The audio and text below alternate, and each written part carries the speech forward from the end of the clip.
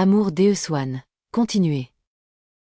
Mais non, c'est pas de la blague, dit le peintre, enchanté de son succès. Vous avez l'air de croire que je fais le boniment. Que c'est du chiquet. Je vous y mènerai voir, vous direz si j'ai exagéré, je vous fiche mon billet que vous revenez plus emballé que moi.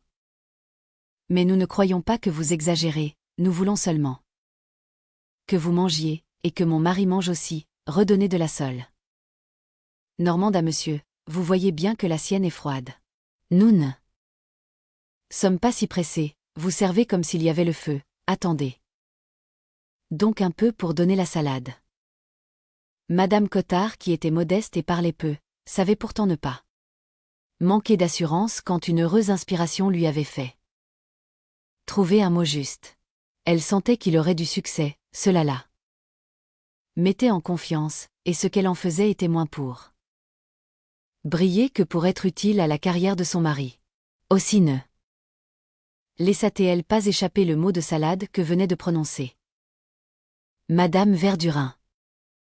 Ce n'est pas de la salade japonaise, dit-elle à mi-voix en se tournant vers Odette. Et ravie et confuse de l'accent grave propos et de la hardiesse qu'il y avait à faire ainsi une allusion discrète, mais claire, à la nouvelle et retentissante pièce de Dumas, elle éclata d'un rire charmant.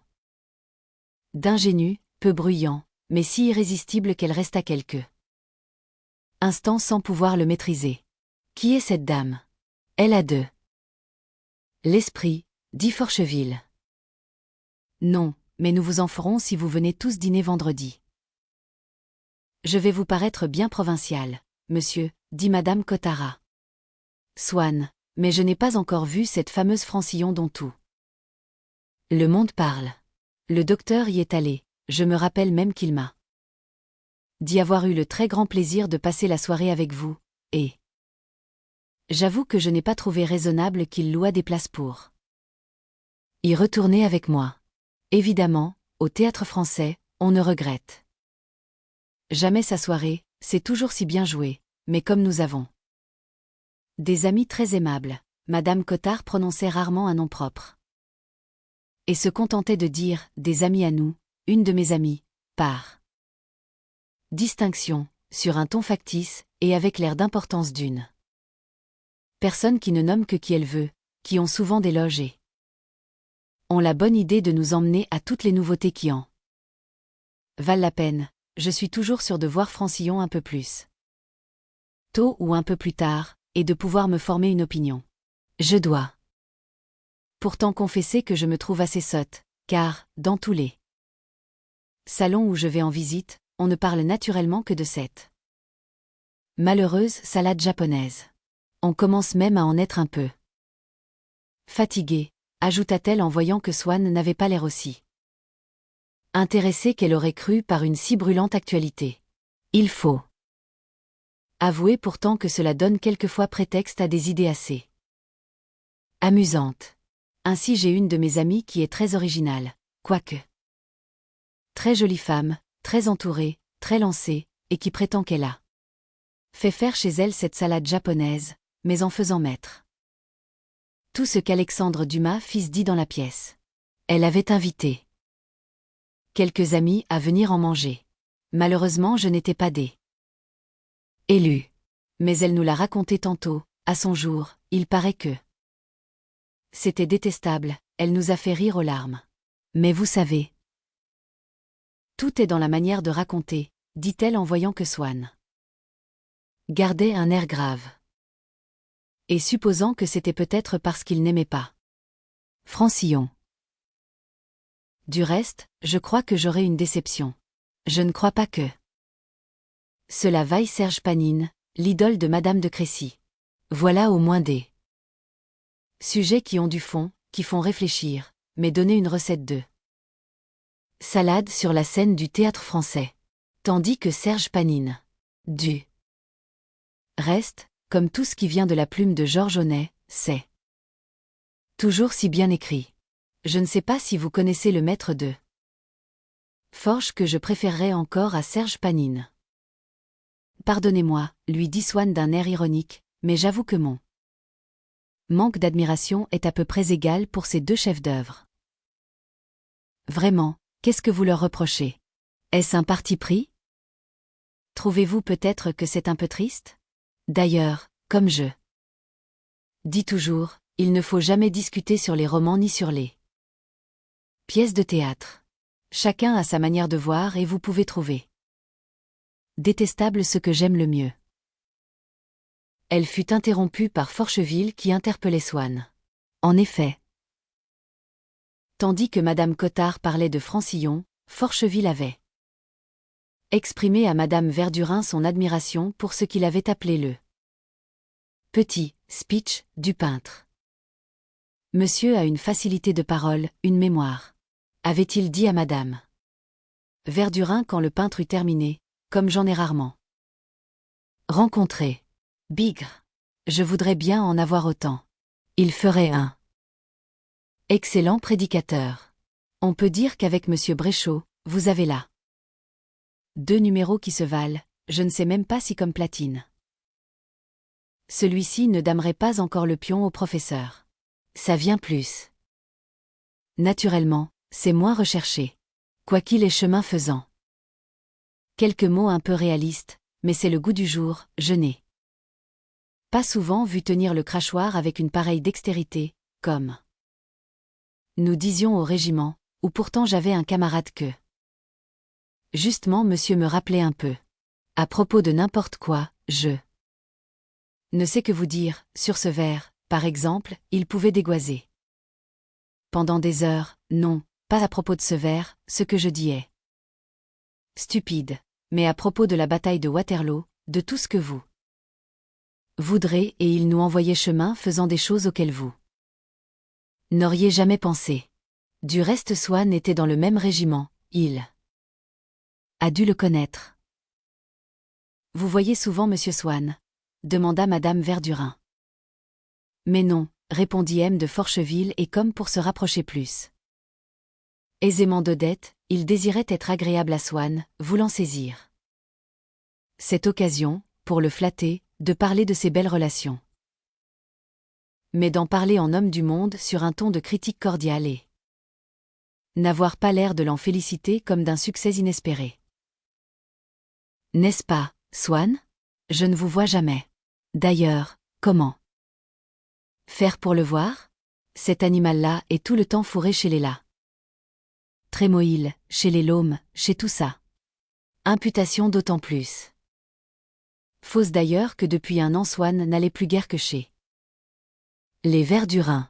Mais le seul nom de personne qu'il ne connaissait pas était accueilli chez eux par un silence réprobateur. Monsieur Verdurin.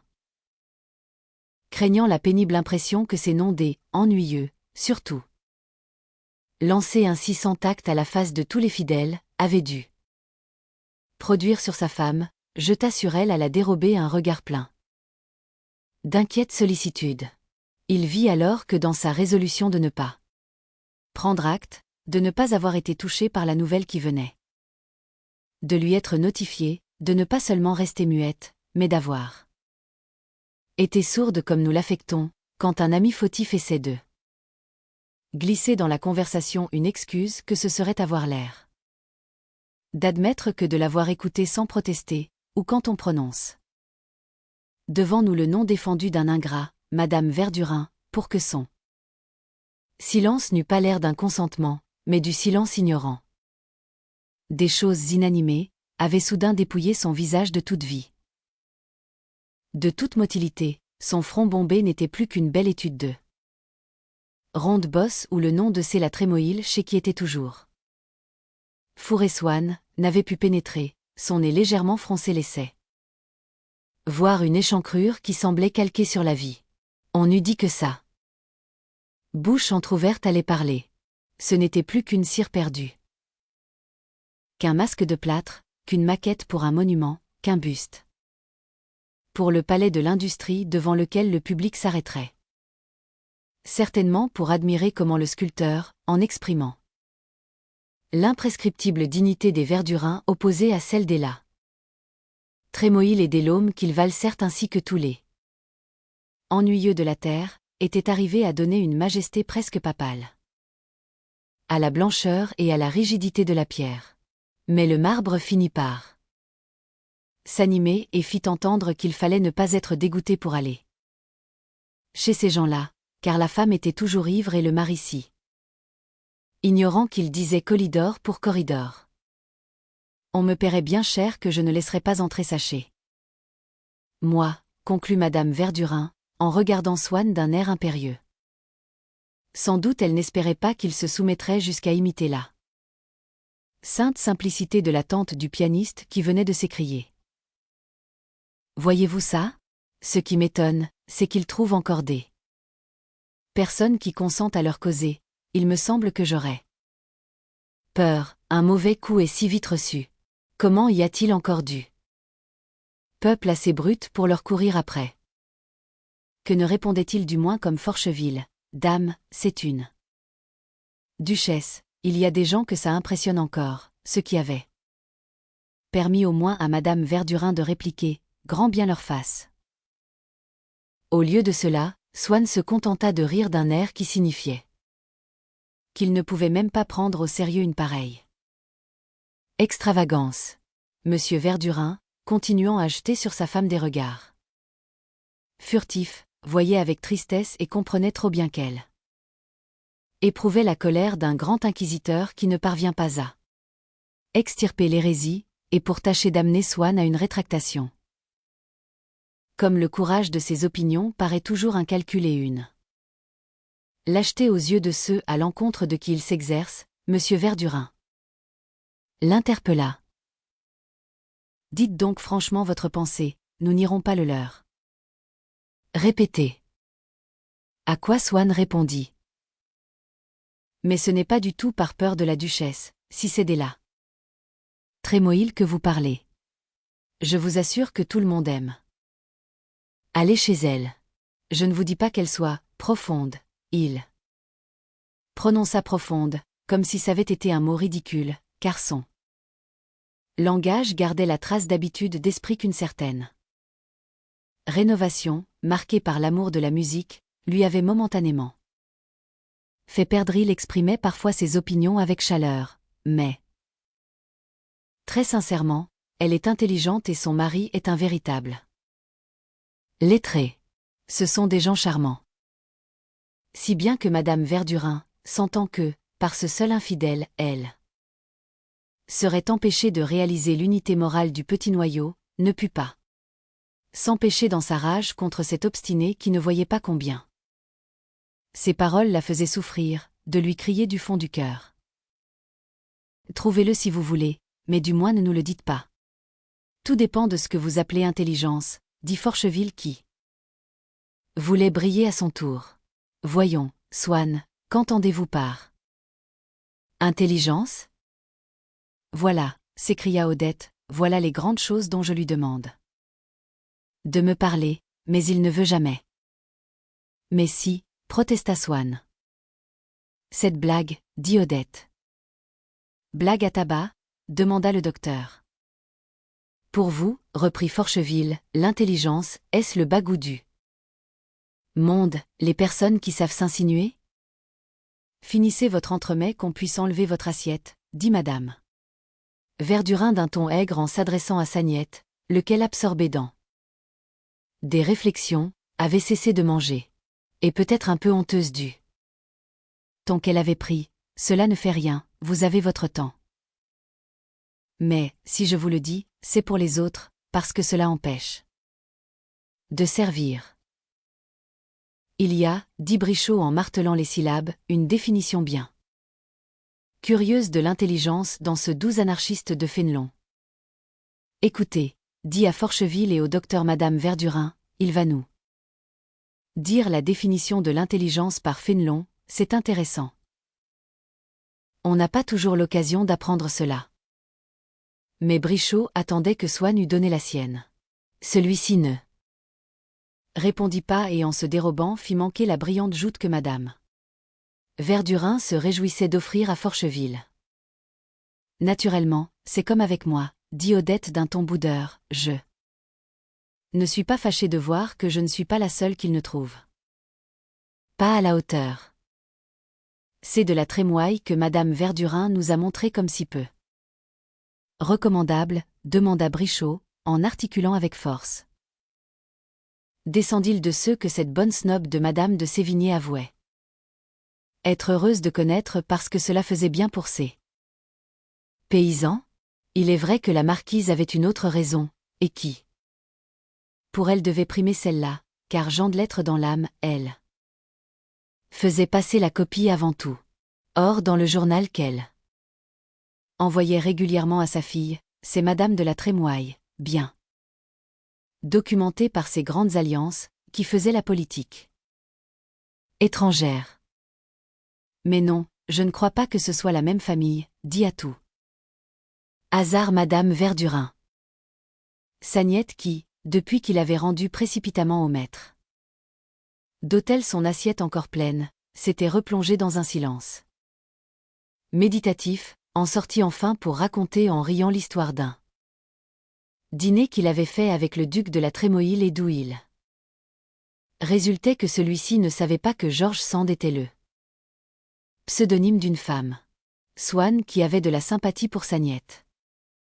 Crut devoir lui donner sur la culture du duc des détails montrant qu'une telle ignorance de la part de celui-ci était matériellement impossible, mais tout d'un coup il s'arrêta, il venait de comprendre que Sagnette n'avait pas besoin de ces preuves et savait que l'histoire était fausse pour la raison qu'il venait de l'inventer. Il y avait un moment.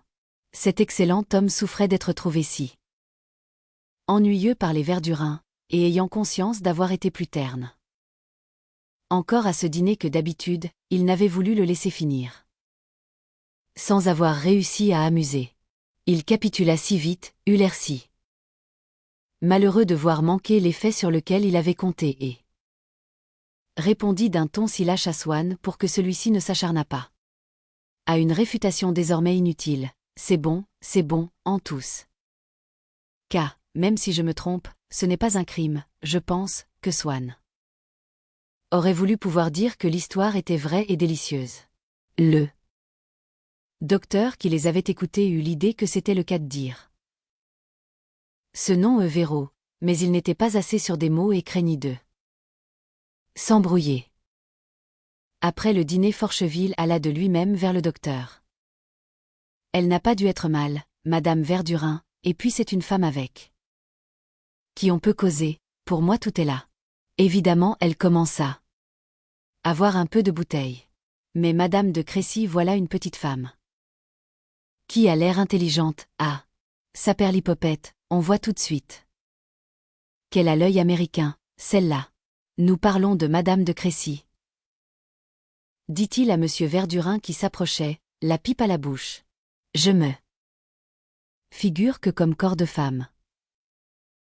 J'aimerais mieux la voir dans mon lit que le tonnerre, dit précipitamment Cottard qui depuis quelques instants attendait en vain que Forcheville reprit haleine pour placer cette vieille plaisanterie dont il craignait que ne revînt pas là sans grave propos si la conversation changeait de cours, et qu'il débita avec cet excès de spontanéité et d'assurance qui cherche à masquer la froideur et l'émoi inséparables d'une récitation.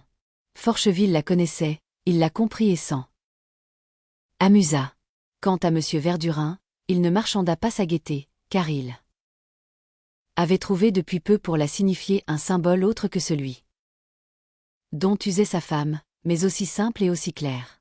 À peine avait-il commencé à faire le mouvement de tête et d'épaule de quelqu'un qui s'esclave qu'aussitôt il se mettait à tousser comme si, en riant trop fort, il avait avalé la fumée de sa pipe.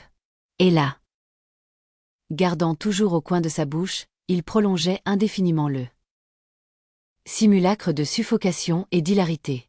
Ainsi lui et madame Verdurin, qui, en face, écoutant le peintre qui lui racontait une histoire, fermait les yeux avant de précipiter son visage dans ses mains, avaient l'air de deux masques de théâtre qui figuraient différemment la gaieté. Monsieur Verdurin avait d'ailleurs fait sagement en ne retirant pas sa pipe de sa bouche, car Cottard, qui avait besoin de s'éloigner un instant, fit à mi-voix une plaisanterie qu'il avait apprise depuis peu et qu'il renouvelait chaque fois qu'il avait à aller au même endroit. Il faut que j'aille entretenir un instant le duc d'Aumale, de sorte que la quinte de monsieur Verdurin recommença. Voyons, enlève donc ta pipe de ta bouche, tu vois bien que tu vas t'étouffer à te retenir de rire comme ça, lui dit madame Verdurin qui venait offrir des liqueurs. Quel homme charmant que votre mari, il a de l'esprit comme quatre, déclara Forcheville à madame Cottard. Merci madame. Un vieux troupier comme moi, ça ne refuse jamais la goutte. M. de Forcheville trouve Odette charmante, dit monsieur Verdurin à sa femme. Mais justement, elle voudrait déjeuner une fois avec vous. Nous allons combiner ça, mais il ne faut pas que Swann le sache. Vous savez, il met un peu de froid. Ça ne vous empêchera pas de venir dîner. Naturellement, nous espérons vous avoir très souvent. Avec la belle saison qui vient, nous allons souvent dîner en plein air. Cela ne vous ennuie pas les petits dîners au bois? Bien, bien, ce sera très gentil. Est-ce que vous n'allez pas travailler de votre métier, vous? Cria-t-elle au petit pianiste, afin de faire montre, devant un nouveau, de l'importance de Forcheville, à la fois de son esprit et de son pouvoir tyrannique sur les fidèles. M. de Forcheville était en train de me dire du mal de toi, dit madame Cottard à son mari quand il rentra au salon. Et lui, poursuivant l'idée de la noblesse de Forcheville qui l'occupait depuis le commencement du dîner, lui dit: Je soigne en ce moment une baronne, la baronne Putbus, les Putbus étaient aux croisades, n'est-ce pas? Ils ont, en Poméranie, un lac qui est grand comme 10 fois la place de la Concorde. Je la soigne pour 2. L'arthrite sèche, c'est une femme charmante. Elle connaît du reste madame Verdurin, je crois. Ce qui permit à Forcheville, quand il se retrouva, un moment après, seul avec madame Cottard, de compléter le jugement favorable qu'il avait porté sur son mari. Et puis il est intéressant, on voit qu'il connaît du monde. Dame, ça. C'est tant de choses, les médecins. Je vais jouer la phrase de la sonate pour monsieur Swann, dit le pianiste. Ah, bigre. Ce n'est pas au moins le « serpent à sonate » demanda M. de Forcheville pour faire de l'effet. Mais le docteur Cottard, qui n'avait jamais entendu ce calembour, ne le comprit pas et crut à une erreur de M. de Forcheville. Il s'approcha vivement pour la rectifier. Mais non, ce n'est pas serpent à sonate qu'on dit, c'est serpent à sonnette, dit-il d'un ton zélé, impatient et triomphal. Forcheville lui expliqua le calembour. Le docteur rougit. Avouez qu'il est drôle, docteur? Oh! Je le connais depuis si longtemps, répondit Cottard. Mais ils se turent, sous l'agitation des trémolos de violon qu'il a protégeait de leur tenue frémissante à 2 octaves de là et comme dans un pays de montagne, derrière l'immobilité apparentée vertigineuse d'une cascade, on aperçoit, 200 pieds plus bas, la forme minuscule d'une promeneuse. La petite phrase venait d'apparaître. Lointaine, gracieuse, protégée par le long déferlement du rideau. Transparent, incessant et sonore. Et Swann, en son cœur, s'adressa à elle comme à une confidente de son amour, comme à une amie d'Odette, qui devrait bien lui dire de ne pas faire attention à ce Forcheville. Ah! Vous arrivez tard, dit madame Verdurin à un fidèle qu'elle n'avait invité qu'en cure-dents, nous avons eu un Brichot incomparable. D'une éloquence. Mais il est parti. N'est-ce pas, monsieur Swann? Je crois que c'est la première fois que vous vous rencontriez avec lui, dit-elle pour lui faire remarquer que c'était à elle qu'il devait de le connaître. N'est-ce pas, il a été délicieux, notre Brichot? Swann s'inclina poliment. Non? Il ne vous a pas intéressé? Lui demanda sèchement madame Verdurin. Mais si, madame, beaucoup, j'ai été ravie. Il est peut-être un peu péremptoire et un peu jovial pour mon goût. Je lui voudrais parfois un peu d'hésitation et de douceur, mais on sent qu'il s'étend d'eux. Chose et il a l'air d'un bien brave homme. Tourlemonde se retira fort tard. Les premiers mots de Cottard à sa femme furent: j'ai rarement vu Madame Verdurin aussi en verve que ce soir. Qu'est-ce que c'est exactement que cette Madame Verdurin? Un demi-castor, dit Forcheville au peintre à qui il proposa de revenir avec lui. Odette le vit s'éloigner avec regret, elle n'osa pas ne pas revenir avec Swann, mais fut de mauvaise humeur en voiture, et quand il lui demanda s'il devait entrer chez elle, elle lui dit, bien entendu, en haussant les épaules avec impatience.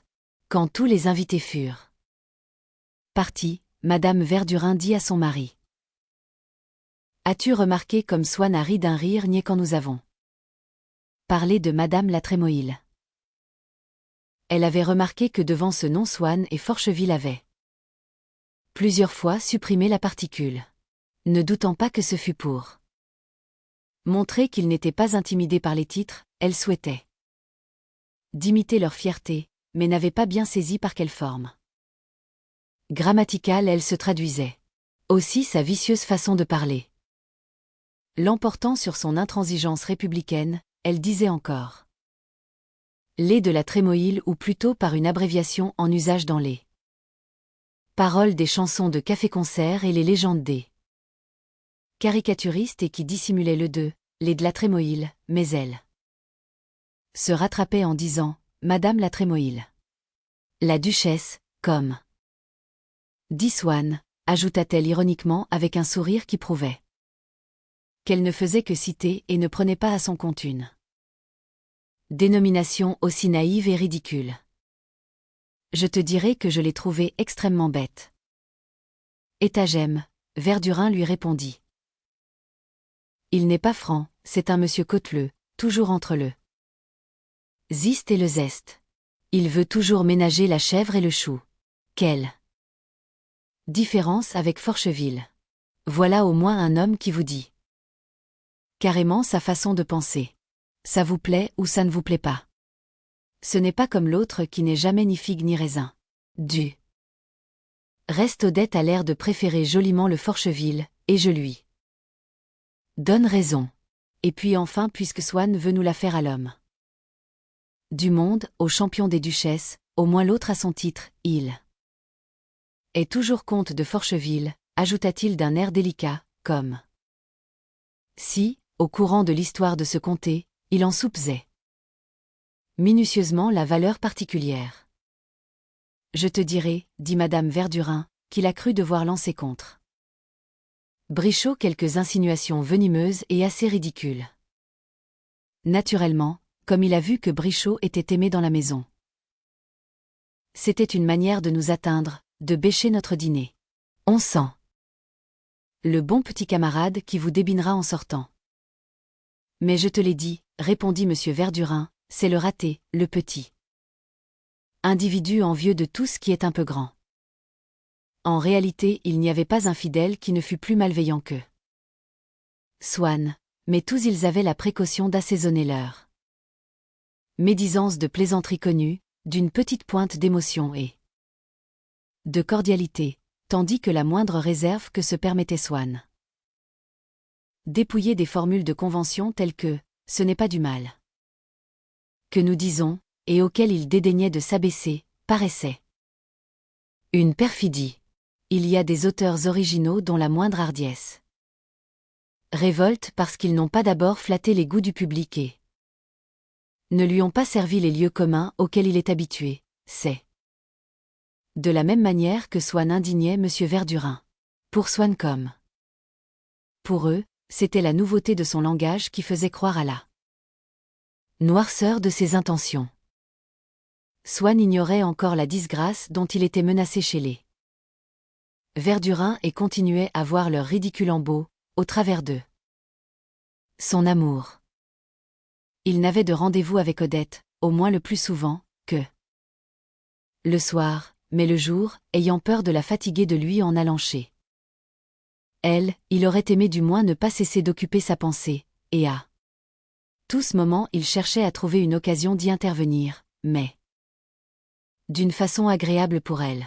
Si, à la devanture d'un fleuriste ou d'un joaillier, la vue d'un arbuste ou d'un bijou le charmait.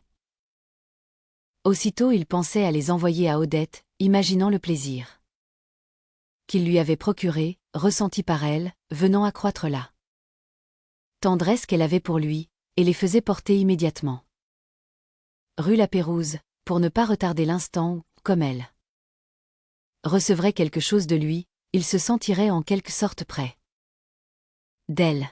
Il voulait surtout qu'elle les reçût avant de sortir pour que la reconnaissance qu'elle éprouverait lui valût un accueil plus tendre.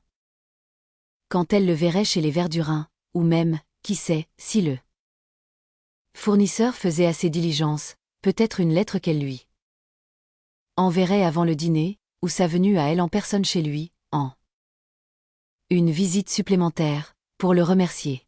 Comme jadis quand il expérimentait sur la nature d'Odette les réactions du dépit, il cherchait par celle de la gratitude à tirer d'elle des parcelles intimes de sentiments qu'elle ne lui avait pas révélés encore. Souvent elle avait des embarras d'argent, et pressée par une dette, le priait de lui venir en aide. Il en était heureux comme de tout ce qui pouvait donner à Odette une grande idée de l'amour qu'il avait pour elle, ou simplement une grande idée de son influence, de l'utilité dont il pouvait lui être. Sans doute si on lui avait dit au début. C'est ta situation qui lui plaît, et maintenant, c'est pour ta fortune qu'elle t'aime, il ne l'aurait pas cru, et n'aurait pas été d'ailleurs très mécontent qu'on se la figurât tenant à lui, qu'on les sentit unis l'un à l'autre par quelque chose d'aussi fort que le snobisme ou l'argent.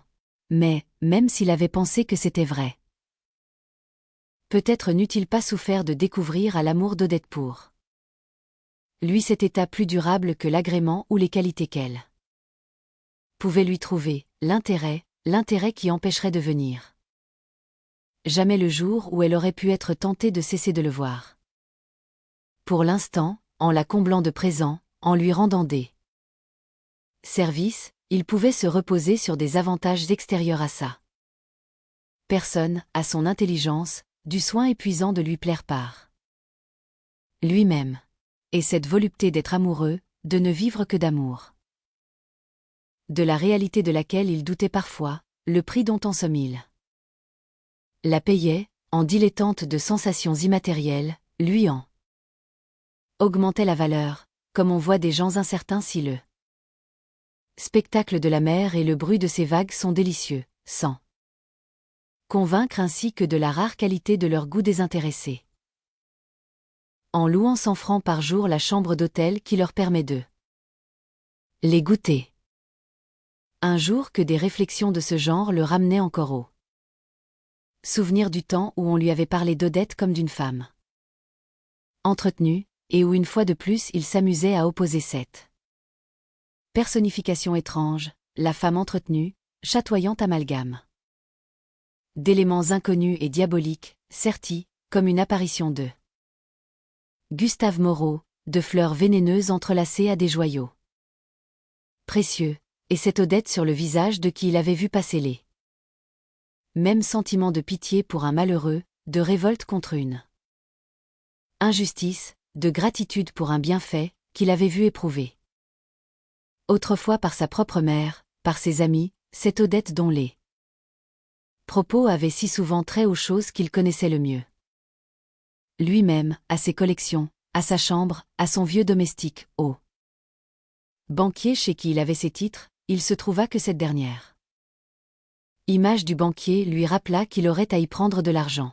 En effet, si ce mois-ci il venait moins largement à l'aide d'Odette dans ses difficultés matérielles qu'il n'avait fait le mois dernier où il lui avait donné 5000 francs, et s'il ne lui offrait pas une rivière de diamants qu'elle désirait, il ne renouvellerait pas en elle cette admiration qu'elle avait pour sa générosité, cette reconnaissance, qui le rendait si heureux, et même il risquerait de lui faire croire que son amour pour elle, comme elle envers elle les manifestations devenir moins grandes, avait diminué. Alors, tout d'un coup, il se demanda si cela, ce n'était pas précisément elle, entretenir. Comme si, en effet, cette notion d'entretenir pouvait être extraite d'éléments non pas mystérieux ni pervers, mais appartenant au fond quotidien et privé de sa vie, tel que ce billet de 1000 francs. Domestique et familier, déchiré et recollé, que son valet de chambre, après lui avoir payé les comptes du mois et le terme, avait serré dans le tiroir du vieux bureau où Swann l'avait repris pour l'envoyer avec 4 autres à Odette, et si on ne pouvait pas appliquer à Odette. Depuis qu'il la connaissait, car il ne soupçonna pas un instant qu'elle eût jamais pu recevoir d'argent de personne avant lui, ce mot qu'il avait cru si inconciliable avec elle, de « femme entretenue ». Il ne put approfondir cette idée, car un accès d'une paresse d'esprit qui était chez lui congénitale, intermittente et providentielle, vint à ce moment éteindre toute lumière dans son intelligence, aussi brusquement que, plus tard, quand on eut installé partout l'éclairage électrique, on put couper l'électricité dans une maison. Sa pensée tâtonna un instant dans l'obscurité, il retira ses lunettes, en essuya les verres, se passa la main sur les yeux, et ne revit la lumière que quand il se retrouva en présence d'une idée toute différente, à savoir qu'il faudrait tâcher d'envoyer le mois prochain 6 ou 7 000 francs à Odette au lieu de 5, à cause de la surprise et de la joie que cela lui causerait. Le soir, quand il ne restait pas chez lui à attendre l'heure de retrouver Odette chez les Verdurins ou plutôt dans un des restaurants d'été qu'ils affectionnaient au bois et surtout à Saint-Cloud, il allait dîner dans quelqu'une de ces maisons élégantes dont il était jadis le convive habituel. Il ne voulait pas perdre contact avec des gens qui savaient on pourrait peut-être un jour être utile à Odette, et grâce auxquels en attendant il réussissait souvent à lui être agréable. Puis l'habitude qu'il avait eue longtemps du monde, du luxe, lui en avait donné, en même temps que le dédain, le besoin, de sorte qu'à partir du moment où les réduits les plus modestes lui étaient apparus exactement sur le même pied que les plus princières demeures, ses sens étaient tellement accoutumés aux secondes qu'il eût éprouvé quelque malaise à se trouver dans les premiers. Il avait la même considération à accent grave, un degré d'identité qu'il n'aurait pu croire pour des petits bourgeois qui faisaient danser au 5e étage d'un escalier des paliers à gauche, que pour la princesse de Parme qui donnait les plus belles fêtes de Paris, mais il n'avait pas la sensation d'être au bal en se tenant avec les pères dans la chambre à coucher de la maîtresse de la maison et la vue des lavabos recouverts de serviettes, des lits transformés en vestiaires, sur le couvre-pied desquels s'entassaient les pardessus et les chapeaux lui donnaient la même sensation d'étouffement que peut causer aujourd'hui à des gens habitués à 20 ans d'électricité l'odeur d'une lampe qui charbonne ou d'une veilleuse qui file. Le jour où il dînait en ville, il faisait atteler pour 7h30. Il s'habillait tout en songeant à Odette et ainsi il ne se trouvait pas seul, car la pensée constante d'Odette donnait au moment où il était loin d'elle le même charme particulier qu'à ceux où elle était là. Il montait en voiture, mais il sentait que cette pensée y avait sauté en même temps et s'installait sur ses genoux, comme une bête aimée qu'on emmène partout et qu'il garderait avec lui à table, à l'insu des convives. Il la caressait, se réchauffait à elle, et éprouvant une sorte de langueur, se laissait aller à un léger frémissement qui crispait son cou et son nez, et était nouveau chez lui, tout en fixant à sa boutonnière le bouquet d'encolis. Se sentant souffrant et triste depuis quelque temps, surtout depuis qu'Odette avait présenté Forcheville aux Verdurins, Swann aurait aimé aller se reposer un peu à la campagne. Mais il n'aurait pas eu le courage de quitter Paris un seul jour pendant qu'Odette y était. L'air était chaud, c'étaient les plus beaux jours du printemps. Et il avait beau traverser une ville de pierre pour se rendre en quelque hôtel clos, ce qui était sans cesse devant ses yeux, c'était un parc qu'il possédait. Près de Combray, où, dès 4 heures, avant d'arriver au plan d'Asperges, grâce au vent qui vient des champs de Méséglise, on pouvait goûter sous une charmille autant de fraîcheur qu'au bord d'eux. L'étang cerné de myosotis et de glaïeuls, et où, quand il dînait, enlacé par son jardinier, courait autour de la table les groseilles et les roses.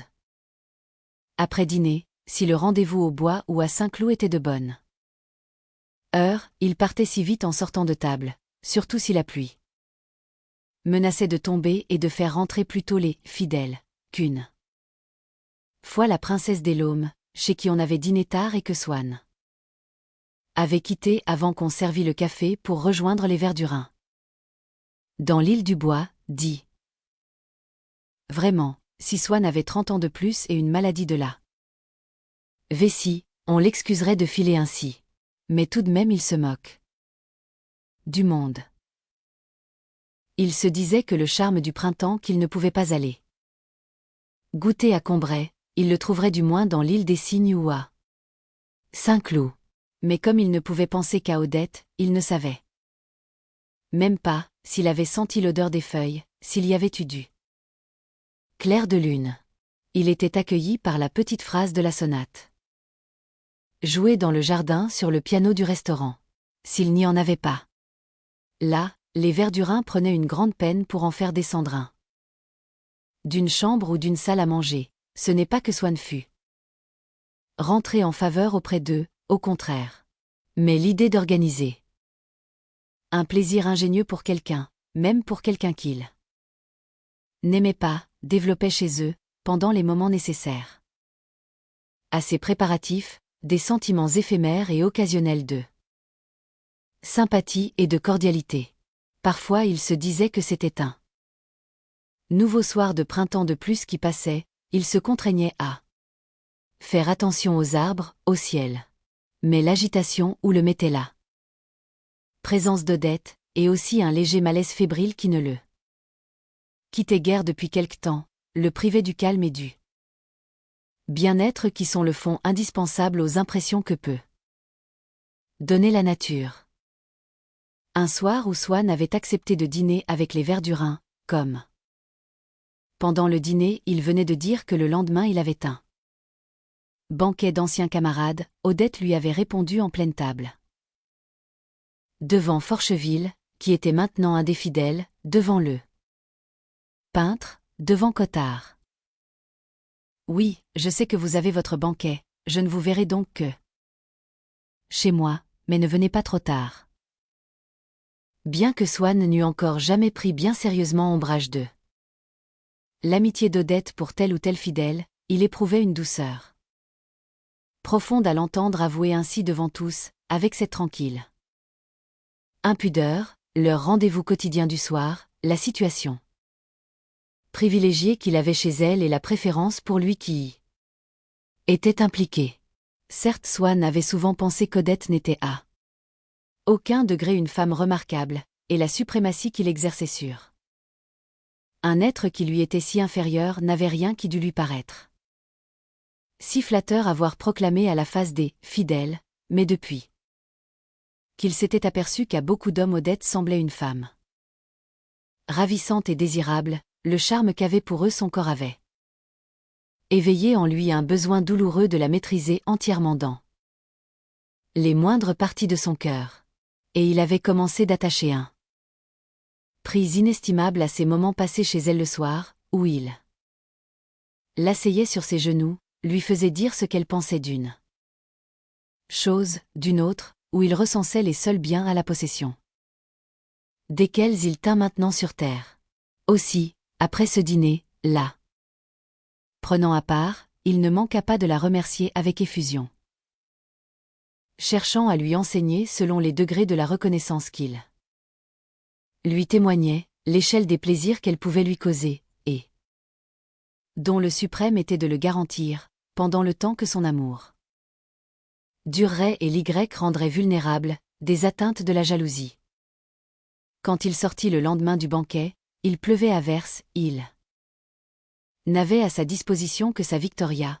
Un ami lui proposa de le reconduire chez lui en coupé, et comme Odette, par le fait qu'elle lui avait demandé de venir, lui avait donné la certitude qu'elle n'attendait personne, c'est l'esprit tranquille et le cœur content.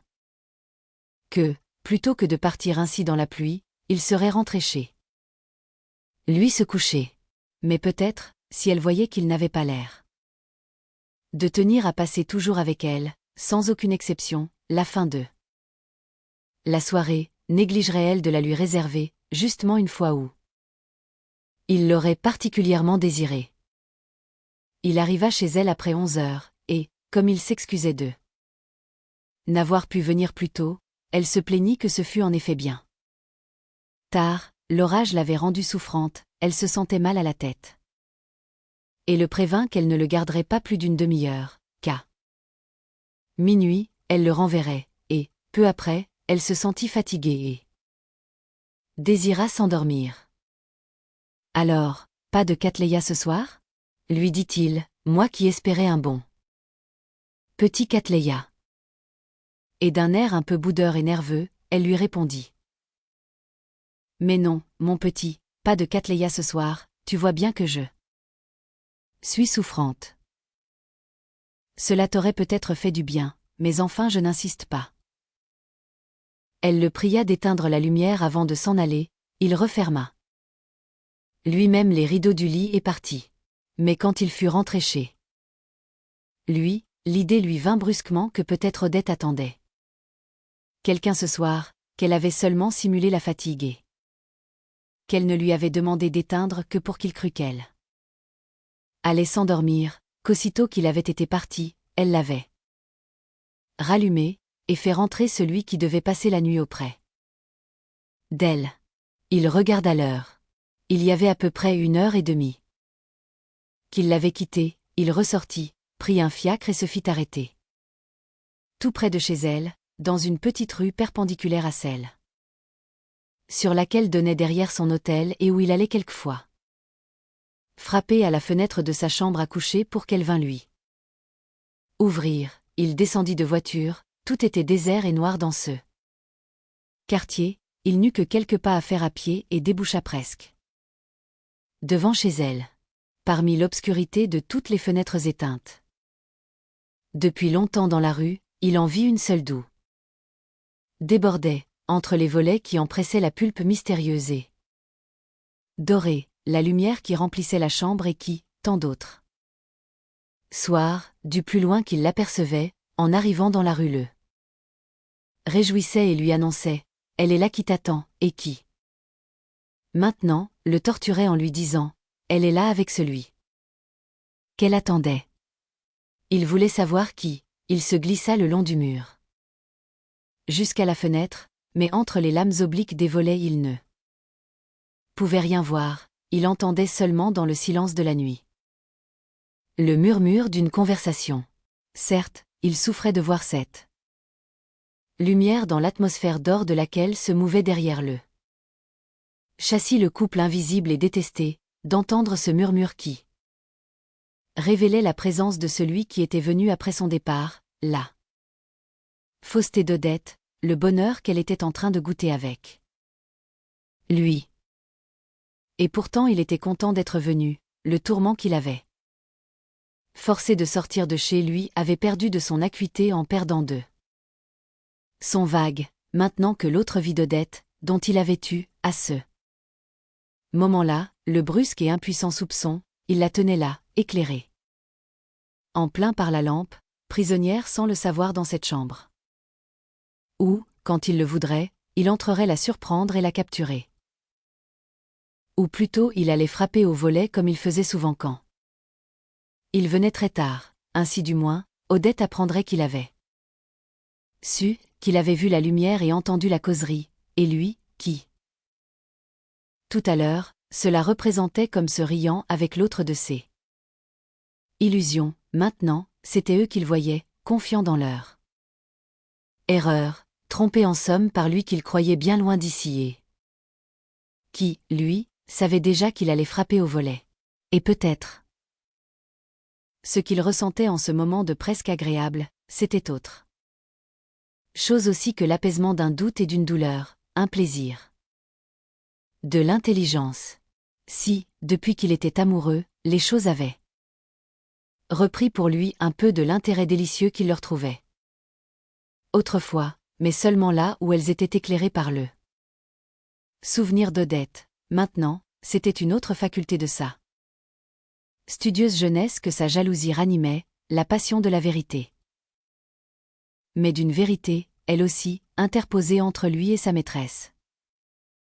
Ne recevant sa lumière que d'elle, vérité toute individuelle qui avait pour objet unique, d'un prix infini et presque d'une beauté désintéressée, les actions d'Odette, ses relations, ses projets, son passé. À toute autre époque de sa vie, les petits faits et gestes quotidiens d'une personne avaient toujours paru sans valeur à Swann. Si on lui en faisait le commérage, il le trouvait insignifiant, et tandis qu'il l'écoutait, ce n'était que sa plus vulgaire attention qui y était intéressée. C'était pour lui un des moments où il se sentait le plus médiocre. Mais dans cette étrange période de l'amour, l'individuel prend quelque chose de si profond, que cette curiosité qu'il sentait s'éveiller en lui à l'égard des moindres occupations d'une femme, c'était celle qu'il avait eue autrefois pour l'histoire. Et tout ce dont il aurait eu honte jusqu'ici, espionner devant une fenêtre, qui sait, demain, peut-être faire parler habilement les indifférents, soudoyer les domestiques, écouter aux portes, ne lui semblait plus, aussi bien que le déchiffrement des textes, la comparaison des témoignages et l'interprétation des monuments, que des méthodes d'investigation scientifique d'une véritable valeur intellectuelle et appropriée à la recherche de la vérité. Sur le point de frapper contre les volets, il eut un moment de honte. En pensant qu'Odette allait savoir qu'il avait eu des soupçons, qu'il était revenu, qu'il s'était posté dans la rue. Elle lui avait dit souvent l'horreur qu'elle avait des jaloux, des amants qui espionnent. Ce qu'il allait faire était bien maladroit, et elle allait le détester. Désormais, tandis qu'en ce moment encore, tant qu'il n'avait pas frappé, peut-être, même en le trompant, l'aimait elle.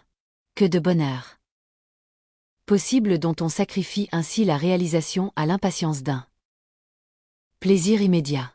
Mais le désir de connaître la vérité était plus fort. Et lui sembla plus noble.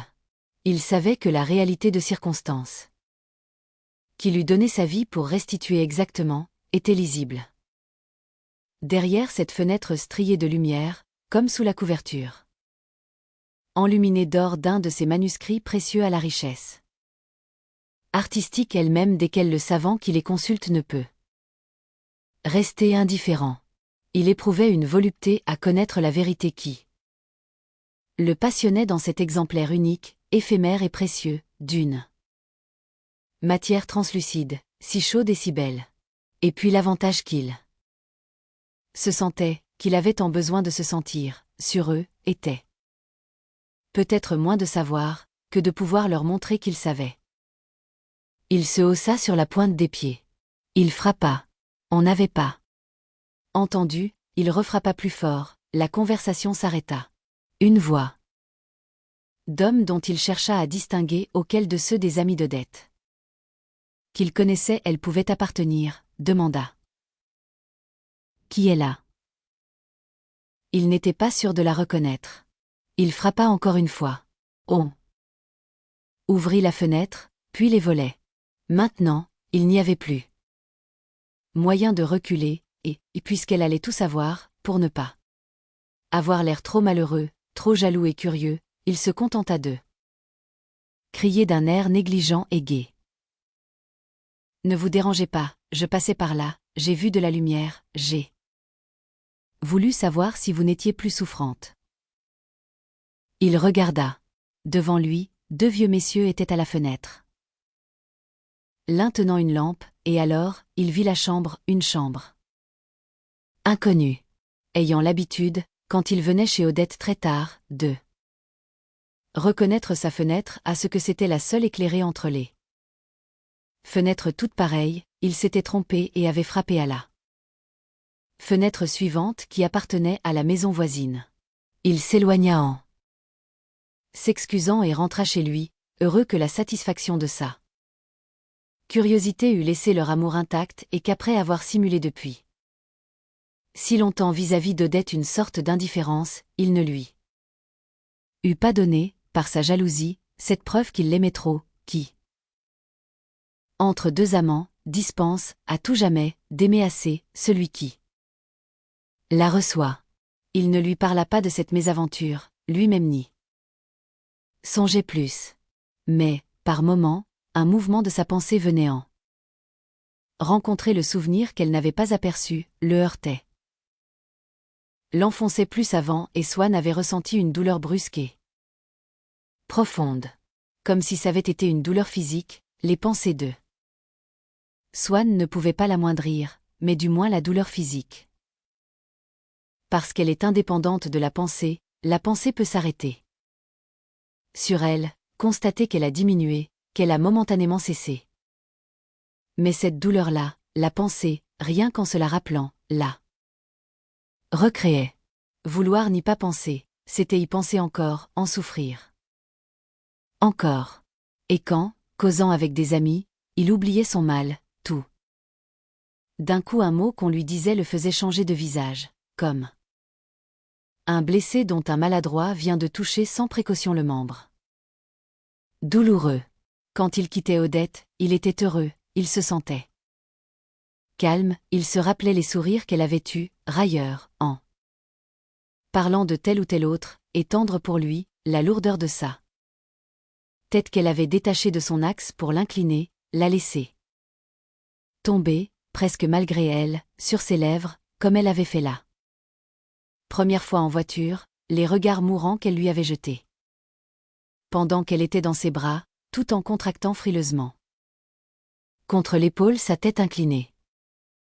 Mais aussitôt sa jalousie, comme si elle était l'ombre de son amour, se complétait du double de ce nouveau sourire qu'elle lui avait adressé le soir même et qui, inverse maintenant, raillait Swann et se chargeait d'amour pour un autre, de cette inclinaison de sa tête mais renversée vers d'autres lèvres, et, donnée à un autre, de toutes les marques de tendresse qu'elle avait eues pour lui. Et tous les souvenirs voluptueux qu'il emportait de chez elle, étaient comme autant d'esquisses, de projets, pareils à ceux que vous soumet un décorateur, et qui permettaient à Swann de se faire une idée des attitudes ardentes ou pâmées qu'elle pouvait avoir avec d'autres. De sorte qu'il en arrivait à regretter chaque plaisir qu'il goûtait près d'elle, chaque caresse inventée et dont il avait eu l'imprudence de lui signaler la douceur, chaque grâce qu'il lui découvrait, car il savait qu'un instant après, elles allaient enrichir d'instruments nouveau son supplice. Celui-ci était rendu plus cruel encore quand revenait à Swann le souvenir d'un bref regard qu'il avait surpris, il y avait quelques jours, et pour la première fois, dans les yeux d'Odette. C'était après dîner, chez les Verdurins. Soit que Forcheville sentant que sa niète, son beau-frère, n'était pas en faveur chez eux, eût voulu le prendre comme tête de Turc et briller devant eux à ses dépens, soit qu'il eût été irrité par un mot maladroit que celui-ci venait de lui dire et qui, d'ailleurs, passa inaperçu pour les assistants qui ne savaient pas quelle allusion désobligeante il pouvait renfermer, bien contre le gré de celui qui le prononçait sans malice aucune, soit enfin qu'il chercha depuis quelque temps une occasion de faire sortir de la maison quelqu'un qui le connaissait trop bien et qu'il savait trop délicat pour qu'il ne se sentît pas gêné à certains moments rien que de sa présence. Forcheville répondit à ce propos maladroit de sa niète avec une telle grossièreté, se mettant à l'insulter, s'enhardissant au fur et à mesure qu'il vociférait, de l'effroi, de la douleur, des supplications de l'autre, que le malheureux, après avoir demandé à madame Verdurin s'il devait rester, et n'ayant pas reçu de réponse, s'était retiré en balbutiant, les larmes aux yeux. Odette avait assisté. Impassible à cette scène, mais quand la porte se fut refermée sur Sagnette, faisant descendre en quelque sorte de plusieurs crans l'expression habituelle de son visage, pour pouvoir se trouver dans la bassesse, de plain pied avec Forcheville, elle avait brillanté ses prunelles d'un sourire sournois de félicitations pour l'audace qu'il avait eue, d'ironie pour celui qui en avait été victime, elle lui avait jeté un regard de complicité dans le mal, qui voulait si bien dire, voilà une exécution, où je ne m'y connais pas, avez-vous vu son air penaud, il en pleurait, que Forcheville, quand ses yeux rencontrèrent ce regard, dégrisé soudain de la colère ou de la simulation de colère dont il était encore chaud, sourit et répondit. Il n'avait qu'à être aimable, il serait encore ici, une bonne correction peut être utile à tout âge. Un jour que Swann était sorti au milieu de l'après-midi pour faire une visite, n'ayant pas trouvé la personne qu'il voulait rencontrer, il eut l'idée d'entrer chez Odette à cette heure où il n'allait jamais chez elle, mais où il savait qu'elle était toujours à la maison à faire sa sieste ou à écrire des lettres avant l'heure du thé, et où il aurait plaisir à la voir un peu sans la déranger. Le concierge lui dit qu'il croyait qu'elle était là, il sonna, crut entendre du bruit. Entendre marcher, mais on n'ouvrit pas anxieux, irrité, il alla dans la petite rue où donnait l'autre face de l'hôtel, se mit devant la fenêtre de la chambre d'Odette, les rideaux l'empêchaient de rien voir, il frappa avec force au carreau, appela, personne n'ouvrit. Il vit que des voisins le regardaient. Il partit, pensant qu'après tout, il s'était peut-être trompé en croyant entendre des pas, mais il en resta si préoccupé qu'il ne pouvait penser à autre chose. 1 heure après, il revint. Il la trouva, elle lui dit qu'elle était chez elle. Tantôt quand il avait sonné, mais dormait, la sonnette l'avait éveillée, elle avait deviné que c'était Swann, elle avait couru après lui, mais il était déjà parti. Elle avait bien entendu frapper au carreau. Swann reconnut tout de suite dans ce dire un de ces fragments d'un fait exact que les menteurs pris de court se consolent de faire entrer dans la composition du fait faux qu'ils inventent, croyant y faire sa part et y dérober sa ressemblance à la vérité. Certes, quand Odette venait de faire quelque chose qu'elle ne voulait pas révéler, elle le cachait bien au fond d'elle-même.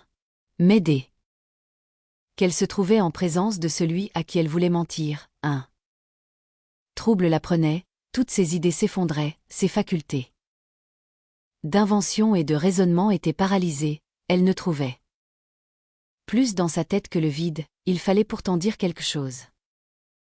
Et elle rencontrait à sa portée précisément la chose qu'elle avait voulu dissimuler et qui, étant vraie, était restée là. Elle en détachait un petit morceau, sans importance par lui-même, se disant qu'après tout c'était mieux ainsi puisque c'était un détail véritable, qui n'offrait pas les mêmes dangers qu'un détail faux. Ça du moins. C'est vrai, se disait-elle, c'est toujours autant de gagner, il peut s'informer, il reconnaîtra que c'est vrai, ce n'est toujours pas ça qui me trahira. Elle se trompait, c'était cela qui la trahissait. Elle ne se rendait pas compte que ce détail vrai avait des angles qui ne pouvaient s'emboîter que dans les détails contigus du fait vrai, dont elle l'avait arbitrairement détaché et qui, quels que fussent les détails inventés entre lesquels elle le placerait, révéleraient toujours par la matière excédente et les vides non remplis, que ce n'était pas d'entre ceux-là qu'il venait. Elle avoue qu'elle m'avait entendu sonner, puis frapper, et qu'elle avait cru que c'était moi. Qu'elle avait envie de me voir, se disait Swann. Mais cela ne s'arrange pas avec le fait qu'elle n'ait pas fait ouvrir. Mais il ne lui fit pas remarquer cette contradiction, car il pensait que, livrée à elle-même, Odette produirait peut-être quelque mensonge qui serait un faible indice de la vérité. Elle parlait, il ne l'interrompait pas, il recueillait avec une piété avide et douloureuse ces mots qu'elle lui disait et qu'il sentait, justement, parce qu'elle la cachait derrière eux tout en lui parlant, gardait vaguement, comme le voile sacré, l'empreinte, dessinée l'incertain modelé, de cette réalité infiniment précieuse et hélas introuvable, ce qu'elle faisait. Tantôt à 3 heures, quand il était venu, de laquelle il ne posséderait jamais que ces mensonges, illisibles et divins vestiges. Et qui n'existaient plus que dans le souvenir receleur de cet être qui la contemplait sans savoir l'apprécier, mais ne la lui livrerait pas.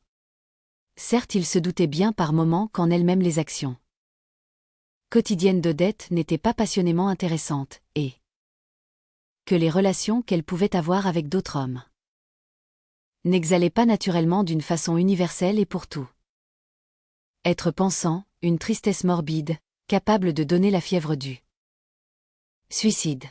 Il se rendait compte alors que cet intérêt, cette tristesse, n'existait qu'en lui comme une maladie, et que quand celle-ci serait guérie, les actes d'Odette, les baisers qu'elle aurait pu donner, redeviendraient inoffensifs comme ceux de tant d'autres femmes. Mais que la curiosité douloureuse que Swann y portait maintenant n'eût sa cause qu'en lui, n'était pas pour lui faire trouver déraisonnable de considérer cette curiosité comme importante et de mettre tout en œuvre pour lui donner satisfaction. C'est que Swann arrivait à un âge dont la philosophie favorisée par celle de l'époque, par celle aussi du milieu où Swann avait beaucoup vécu, de cette coterie de la princesse. Dès l'homme où il était convenu qu'on est intelligent dans la mesure où on doute de tout et où on ne trouvait de réel et d'incontestable que les goûts de chacun n'est déjà plus celle de la jeunesse, mais une philosophie positive, presque médicale, d'hommes qui au lieu d'extérioriser les objets de leurs aspirations, essaient de dégager d'eux leurs années déjà écoulées un résidu fixe d'habitude, de passion qu'ils puissent considérer en eux comme caractéristiques et permanentes et auxquelles, délibérément, ils veilleront d'abord que le genre d'existence qu'ils adoptent puisse donner satisfaction. Swann trouvait sage de faire dans sa vie la part de la souffrance qu'il éprouvait à ignorer ce qu'avait fait Odette, aussi bien que la part de la recrudescence qu'un climat humide causait à son eczéma, de prévoir dans son budget une disponibilité importante pour obtenir sur l'emploi des journées d'Odette des renseignements sans lesquels il se sentirait malheureux, aussi bien qu'il en réservait pour d'autres goûts dont il savait qu'il pouvait attendre du plaisir, au moins avant qu'il fût amoureux, comme celui des collections et de la bonne cuisine. Quand il voulut dire adieu à Odette pour rentrer, elle lui demanda de rester encore et le retint même vivement, en lui prenant le bras, au moment où il allait ouvrir la porte pour sortir. Mais il n'y prit pas garde, car, dans la multitude des gestes, des propos, des petits incidents qui remplissent une conversation, il est inévitable que nous passions, sans y rien remarquer qui éveille notre attention, près d'eux. Ceux qui cachent une vérité que nos soupçons cherchent au hasard, et que nous nous arrêtions au contraire à ceux sous lesquels il n'y a rien. Elle lui redisait tout le temps, quel malheur que toi, qui ne viens jamais l'après-midi, pour une fois que cela t'arrive, je ne t'ai pas vu. Il savait bien qu'elle n'était pas assez amoureuse d'eux lui pour avoir un regret si vif d'avoir manqué sa visite, mais comme elle était bonne, désireuse de lui faire plaisir, et souvent triste. Quand elle l'avait contrarié, il trouva tout naturel qu'elle le fût. Cette fois de l'avoir privé de ce plaisir de passer une heure ensemble. Qui était très grand, non pour elle, mais pour lui. C'était pourtant une chose assez peu importante pour que l'air douloureux qu'elle continuait d'avoir fini par l'étonner. Elle rappelait ainsi plus encore qu'il ne le trouvait d'habitude, les figures de femmes du peintre de la Primavera. Elle avait en ce moment leur visage abattu et navré qui semble succomber sous le poids d'une douleur trop lourde. Pour elle, simplement quand elle laisse l'enfant Jésus jouer avec Une grenade où regarde Moïse verser de l'eau dans une auge. Il lui avait déjà vu une fois une telle tristesse, mais ne savait plus quand. Et tout d'un coup, il se rappela, c'était quand Odette avait menti en parlant à Madame Verdurin le lendemain de ce dîner où elle n'était pas venue sous prétexte qu'elle était malade et en réalité pour rester avec Swann. Certes, eût-elle été la plus scrupuleuse des femmes. Qu'elle n'aurait pu avoir de remords d'un mensonge aussi innocent. Mais ce que faisait couramment Odette l'étaient moins et servait à empêcher des découvertes qui auraient pu lui créer avec les uns ou avec les autres, de terribles difficultés. Aussi quand elle mentait. Prise de peur, se sentant peu armée pour se défendre, incertaine du succès, elle avait envie de pleurer, par fatigue, comme certains enfants qui n'ont pas dormi. Puis elle savait que son mensonge lésait d'ordinaire gravement l'homme à qui elle le faisait, et à la merci duquel elle allait peut-être tomber si elle mentait mal. Alors elle se sentait à la fois humble et coupable devant lui. Et quand elle avait à faire un mensonge insignifiant et mondain, par association de sensations et de souvenirs, elle éprouvait le malaise d'un surmenage. Et le regret d'une méchanceté. Quel mensonge déprimant était-elle en train de faire à Swann pour qu'elle eut ce regard douloureux, cette voix plaintive qui semblait fléchir sous l'effort qu'elle s'imposait, et demander grâce? Il eut l'idée que ce n'était pas seulement la vérité sur l'incident de l'après-midi qu'elle s'efforçait de lui cacher, mais quelque chose de plus actuel, peut-être de non encore survenu et de tout prochain, et qui pourrait l'éclairer sur cette vérité. À ce moment, il entendit un coup de sonnette. Odette ne cessa plus de parler, mais ses paroles n'étaient qu'un gémissement, son regret de ne pas avoir vu Swann dans l'après-midi, de ne pas lui avoir ouvert, était devenu un véritable désespoir. On entendit la porte d'entrée se refermer et le bruit d'une voiture. Comme si repartait une personne, celle probablement que Swann ne devait pas rencontrer, à accent grave qui on avait dit qu'Odette était sortie. Alors en songeant que rien qu'en venant à une heure où il n'en avait pas l'habitude, il s'était trouvé déranger tant de choses qu'elle ne voulait pas qu'il sût, il éprouva un sentiment de découragement. Presque de détresse.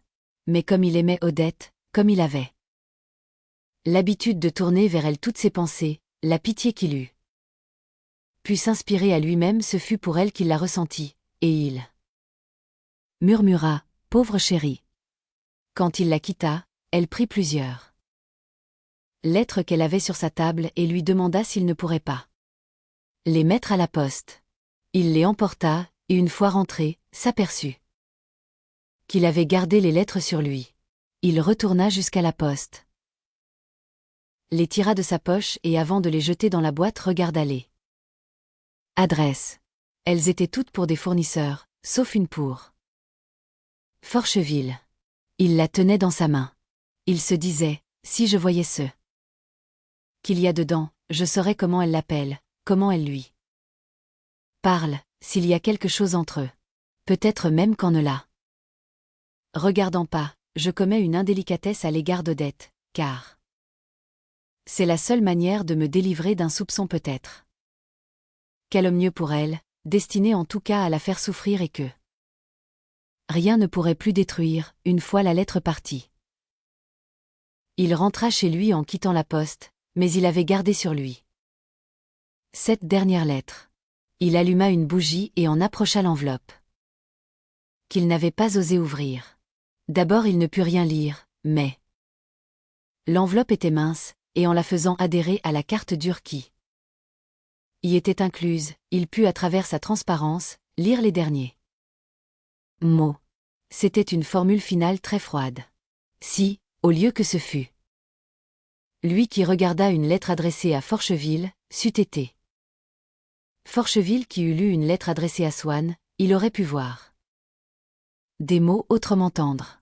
Il maintint immobile la carte qui dansait dans l'enveloppe plus grande qu'elle, puis, la faisant glisser avec le pouce, en amena successivement les différentes lignes sous la partie De l'enveloppe qui n'était pas doublée, la seule à travers laquelle on pouvait lire. Malgré cela, il ne distinguait pas bien. D'ailleurs, cela ne faisait rien car il en avait assez vu pour se rendre compte qu'il s'agissait d'un petit événement sans importance et qui ne touchait nullement à des relations amoureuses, c'était quelque chose qui se rapportait à un oncle d'Odette. Swann avait bien lu au commencement de la ligne. J'ai eu raison, mais ne comprenait pas ce qu'Odette avait eu raison de faire, quand soudain, un mot qu'il n'avait pas pu déchiffrer d'abord apparut et éclaira le sens de la phrase tout entière. J'ai eu raison. D'ouvrir, c'était mon oncle. D'ouvrir. Alors Forcheville était là. Tantôt quand Swann avait sonné et elle l'avait fait partir, d'où le bruit qu'il avait entendu. Alors il lut toute la lettre, à la fin elle s'excusait d'avoir agi aussi sans façon avec lui et lui disait qu'il avait oublié ses cigarettes chez elle, la même phrase qu'elle avait écrite à Swann une des premières fois qu'il était venu. Mais pour Swann elle avait ajouté. Puissiez-vous y avoir laissé votre cœur, je ne vous aurais pas laissé le reprendre. Pour Forcheville rien de tel, aucune allusion qui pût faire supposer une intrigue entre eux. À vrai dire d'ailleurs, Forcheville était en tout ceci plus trompé que lui puisqu'Odette lui écrivait pour lui faire croire que le visiteur était son oncle. En somme, c'était lui, Swann, l'homme à qui elle attachait de l'importance et pour qui elle avait congédié l'autre. Et pourtant, s'il n'y avait rien entre Odette et Forcheville, pourquoi n'avoir pas ouvert tout de suite, pourquoi avoir dit « j'ai bien fait d'ouvrir ». C'était mon oncle, si elle ne faisait rien de mal à ce moment-là. Comment Forcheville pourrait-il même s'expliquer qu'elle eût pu ne pas ouvrir? Swann restait là, désolé, confus et pourtant heureux, devant cette enveloppe qu'Odette lui avait remise sans crainte, tant était absolue la confiance qu'elle avait en sa délicatesse, mais à travers le vitrage transparent de laquelle se dévoilait à lui, avec le secret d'un incident qu'il n'aurait jamais cru possible de connaître, un peu de la vie d'Odette, comme dans une étroite section lumineuse pratiquée à même l'inconnu. Puis sa jalousie s'en réjouissait, comme si cette jalousie eût eu une vitalité indépendante, égoïste, vorace de tous ceux qui la nourriraient, fût-ce aux dépens de lui-même. Maintenant elle avait un aliment et Swann allait pouvoir commencer à s'inquiéter. Chaque jour des visites qu'Odette avait reçues vers 5 heures, à chercher à apprendre où se trouvait Forcheville à cette heure-là. Car la tendresse de Swann continuait à garder le même caractère que lui avait imprimé dès le début à la fois l'ignorance où il était de l'emploi des journées d'Odette et la paresse cérébrale qui l'empêchait de suppléer à l'ignorance par l'imagination. Il ne fut pas jaloux d'abord de toute la vie d'Odette, mais des seuls moments où une circonstance, peut-être mal interprétée, l'avait amené à supposer qu'Odette avait pu le tromper. Sa jalousie, comme une pieuvre qui jette une première, puis une seconde, puis une troisième amarre, s'attacha solidement à ce moment de 5 heures du soir, puis à un autre, puis à un autre encore. Mais Swann ne savait pas inventer ces souffrances. Elle n'était que le souvenir, la perpétuation d'une souffrance qui lui était venue du dehors. Mais là tout lui en apportait. Il voulut éloigner Odette de Forcheville, l'emmener quelques jours dans le Midi. Mais il croyait qu'elle était désirée par tous les hommes qui se trouvaient dans l'hôtel et qu'elle-même les désirait. Aussi lui qui jadis en voyage recherchait les gens nouveaux, les assemblées nombreuses, on le voyait sauvage, fuyant la société des hommes comme si elle l'eût cruellement blessé. Et comment n'aurait-il pas été misanthrope quand dans tout homme il voyait un amant possible pour Odette? Et ainsi sa jalousie. Plus encore que n'avait fait le goût voluptueux et riant qu'il avait. D'abord pour Odette, altérait le caractère de Swann et changeait du tout au tout, aux yeux des autres, l'aspect même des signes extérieurs. par lesquels ce caractère se manifestait. Un mois après le jour où il avait lu la lettre adressée par Odette à Forcheville, Swann alla à un dîner que les Verdurin donnaient au bois. Au moment où on se préparait à partir, il remarqua des conciliabules entre Madame Verdurin et plusieurs des invités et crut comprendre qu'on rappelait au pianiste de venir le lendemain à une partie à Chatou. Or, lui, Swann, n'y était pas invité. Les Verdurin n'avaient parlé qu'à demi-voix et en termes vagues, mais le peintre, distrait sans doute, s'écria: il ne faudra aucune lumière et qu'il joue la sonate claire de lune dans l'obscurité pour mieux voir s'éclairer les choses. Madame Verdurin, voyant que Swann était à 2 pas, prit cette expression où le désir de faire taire celui qui parle et de garder un air innocent aux yeux de celui qui entend, se neutralise en une nullité intense du regard, où l'immobile signe d'intelligence du complice se dissimule sous les sourires de l'ingénu et qui enfin, commune à tous ceux qui s'aperçoivent d'une gaffe, la révèlent instantanément sinon à ceux qui la font, du moins à celui qui en est l'objet.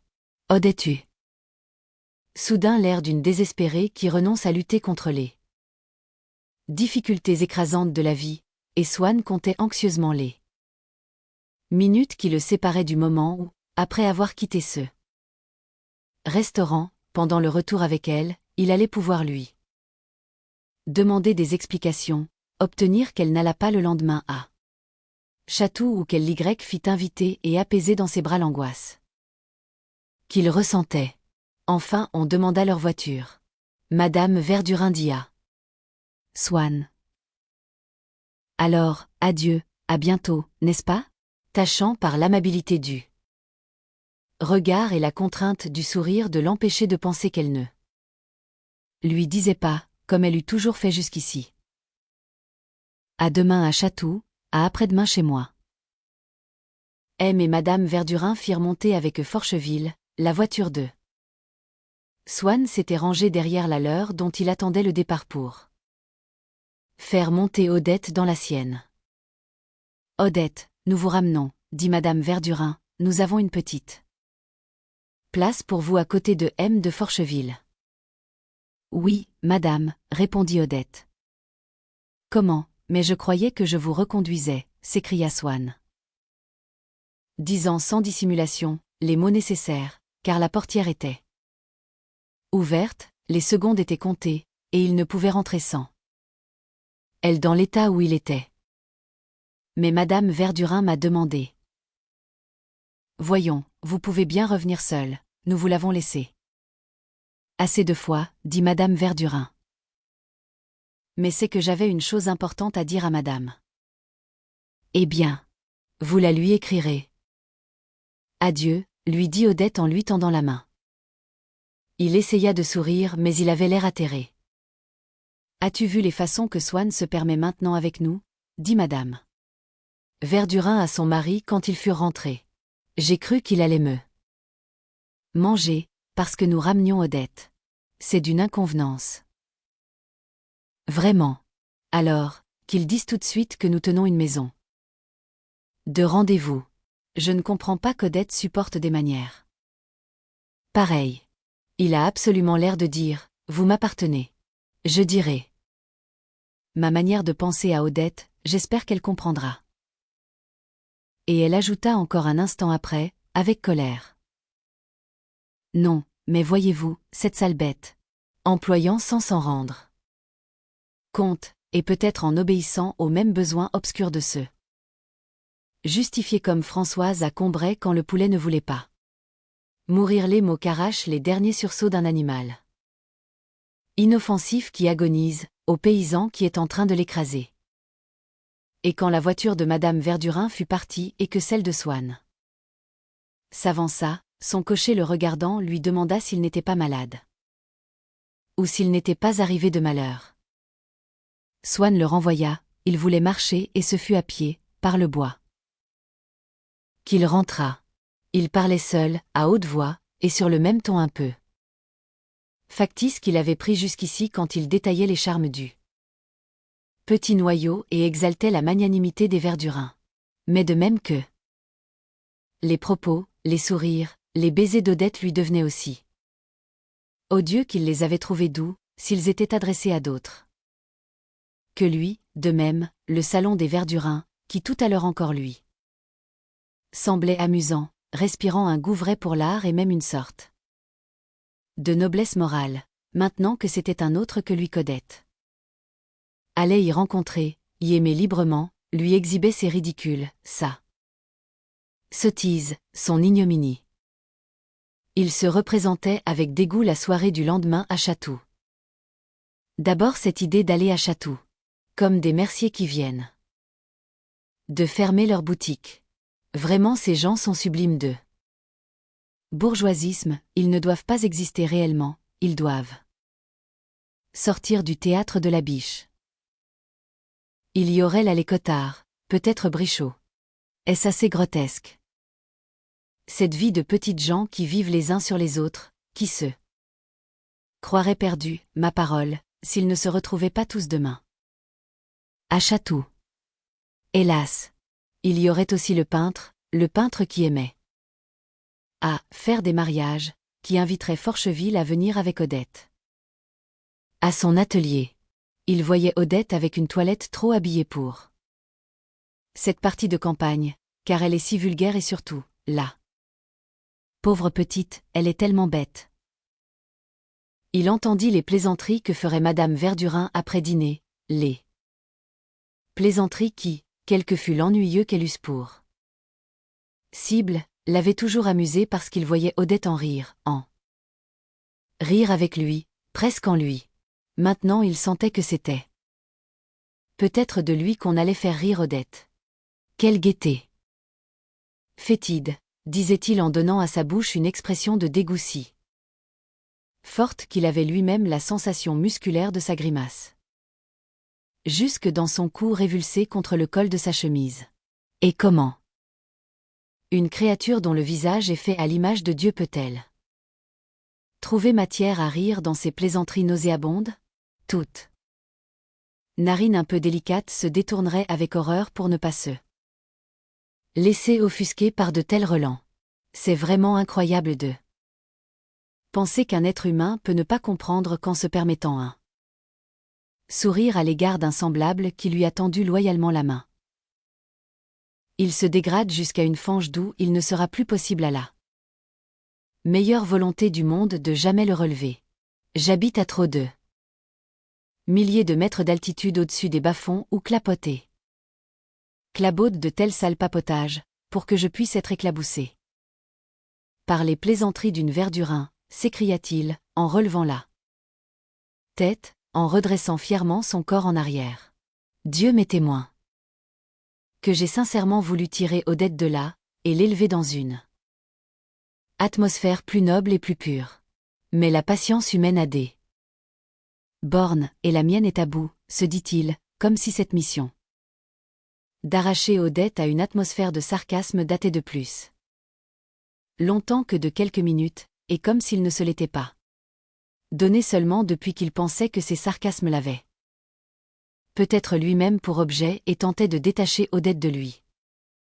Il voyait le pianiste prêt à jouer la sonate claire de Lune et les mines de Madame Verdurin s'effrayant du mal que la musique de Beethoven allait faire à ses nerfs. Idiote, menteuse, s'écria-t-il, et sa croix. Aimer l'art.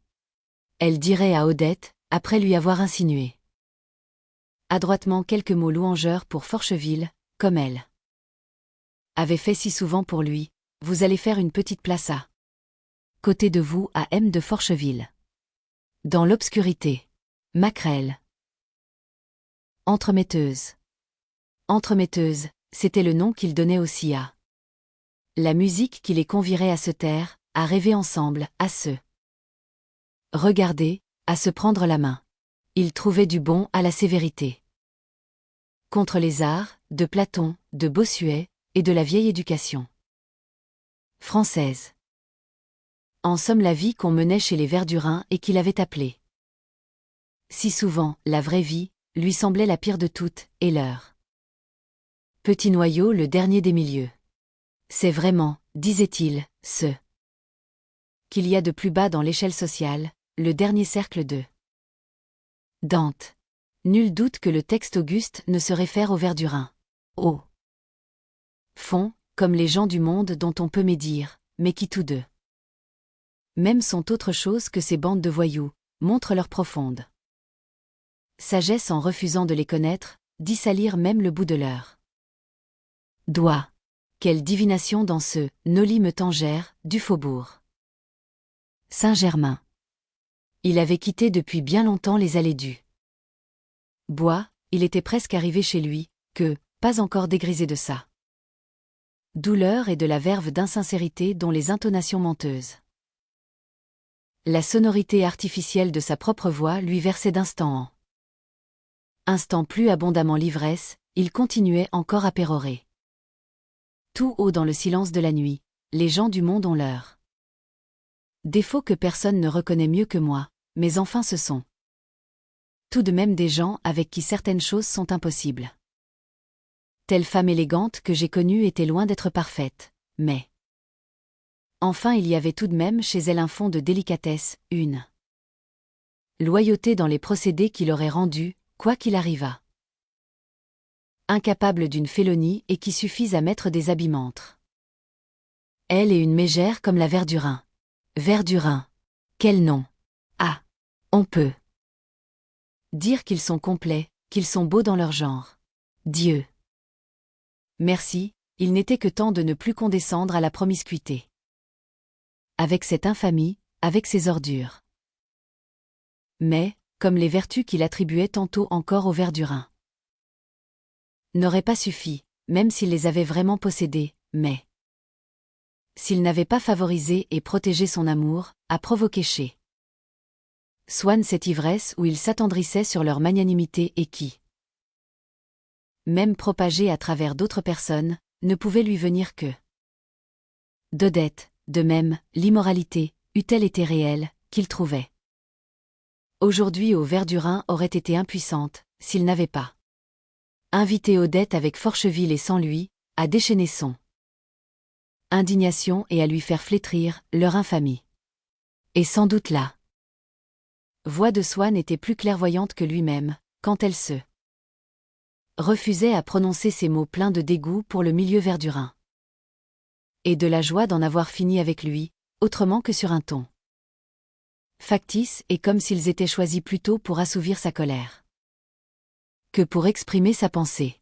Celle-ci, en effet, pendant qu'il se livrait à ses invectives, était probablement, sans qu'il s'en aperçût, occupé d'un objet tout à fait différent, car une fois arrivé chez lui, à peine eut-il refermé la porte cochère, que brusquement il se frappa le front, et, la faisant rouvrir, ressortit en s'écriant d'une voix naturelle cette fois, « Je crois que j'ai trouvé le moyen de me faire inviter demain au dîner de Chatou. » Mais le moyen devait être mauvais, car Swann ne fut pas invité. Le docteur Cottard qui, appelé en province pour un cas grave, n'avait pas vu les Verdurins depuis plusieurs jours et n'avait pu aller à Chatou, dit, le lendemain de ce dîner, en se mettant à table chez eux.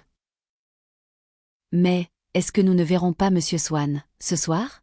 Il est bien ce qu'on appelle un ami personnel du.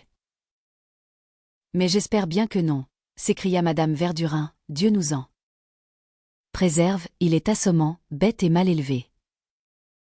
Cottard à ces mots manifesta en même temps son étonnement et sa soumission, comme devant une vérité contraire à tout ce qu'il avait cru jusque-là, mais d'une évidence irrésistible, et, baissant d'un air ému et peureux son nez dans son assiette, il se contenta de répondre.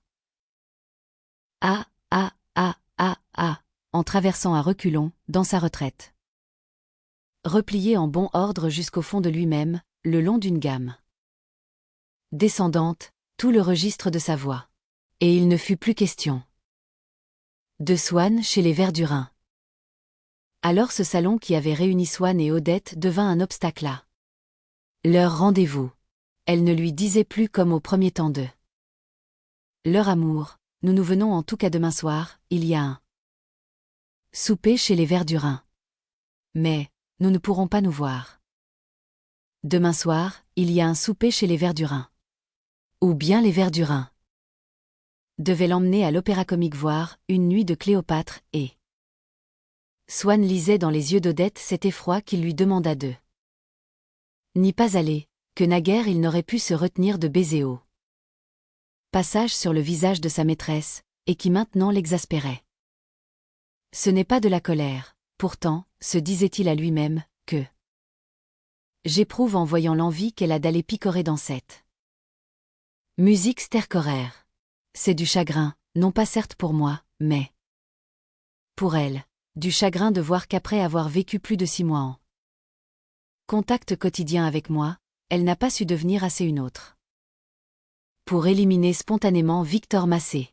Surtout pour ne pas être arrivé à comprendre qu'il y a des soirs où un être d'une essence un peu délicate doit savoir renoncer à un plaisir, quand on le lui demande.